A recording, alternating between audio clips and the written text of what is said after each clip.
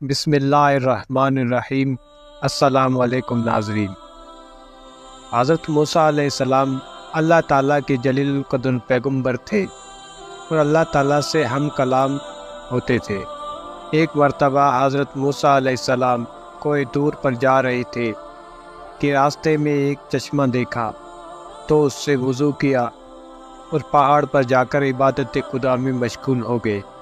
اس دوران انہوں نے دیکھا کہ ایک گھوڑ سوار شخص چشمے کے پاس آیا۔ اس نے پانی نوش کیا اور وہاں پر ایک تھیلی بھول گیا جو درہموں سے بھری ہوئی تھی۔ اس کے چلے جانے کے بعد ایک گٹریا آیا تاکہ اس چشمے سے پانی پیے۔ پانی پینے کے بعد اس کی نظر ایک درہموں کی تھیلی پر پڑی۔ اس نے وہ اٹھائی اور وہاں سے چلا گیا۔ پھر سر پر لکڑیاں اٹھائے ہوئے تھکا ہوا ایک بوڑھا شخص چشمے کے پاس آیا۔ اس نے لکڑیاں زمین پر رکھی اور آرام کرنے کے لیے بیٹھ گیا۔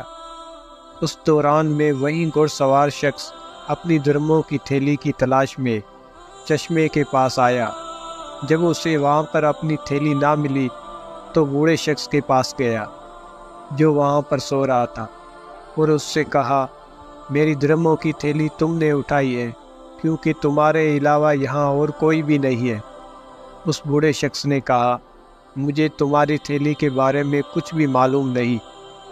گھوڑ سوار شخص اور بوڑھے شخص کے درمیان باتوں کا تبادلہ ہوتے ہوتے بات لڑائی جھگڑے تک پہنچ گئی اور گھوڑ سوار شخص نے بوڑھے آدمی کو جان سے مار دیا اور وہاں سے چلا گیا۔ حضرت موسیٰ علیہ السلام نے جنہوں نے یہ واقعہ ظاہر خلاف عدالت دیکھا تو اللہ سے عرض کیا، یا رب العالمین، ان امور میں عدالت کیسی ہے؟ اللہ تعالیٰ نے موسیٰ علیہ السلام پر وحی نازل کی کہ اس بوڑھے شخص نے اس گھوڑ سوار شخص کے باپ کو قتل کیا تھا، آج اس کے بیٹے کے ہاتھوں قتل ہو گیا۔ اور گھوڑے سوار کا باپ گٹریے کے باپ کا اتنا ہی مقروض تھا جتنے درہم اس تھیلی میں تھی، اور اس طرح سے قصاص بھی ہو گیا اور قرض بھی ادا ہو گیا۔